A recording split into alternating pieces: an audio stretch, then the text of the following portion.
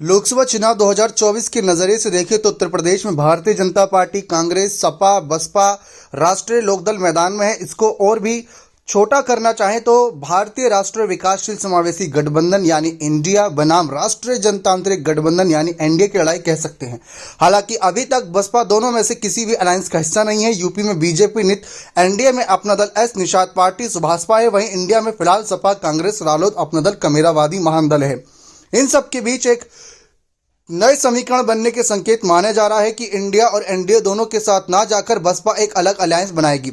इसमें उसका साथ देगी ऑल इंडिया मजलिस-ए इत्तेहादुल मुस्लिमीन यानी कि एआईएमआईएम। हैदराबाद के सांसद असदुद्दीन ओवैसी की अध्यक्षता वाली पार्टी ने साल 2022 का यूपी का विधानसभा चुनाव भी लड़ा था और साल 2023 में संपन्न हुए नगर निकाय चुनाव में भी बढ़ चढ़कर हिस्सा लिया था।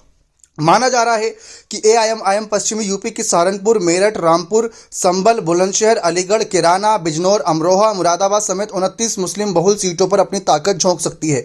अब जबकि पार्टी की बसपा से अलायंस से खबरें आ रही हैं, ऐसे में यह संभव है कि एआईएमआईएम 10-15 सीटों पर चुनाव लड़े।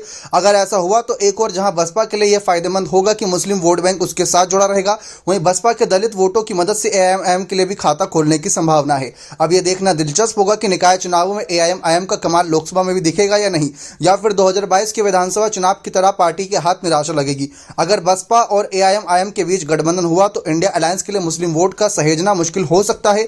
हालांकि अभी तक बसपा और एआईएमआईएम दोनों की ओर से अलायंस के मुद्दे पर कोई प्रतिक्रिया नहीं आई है।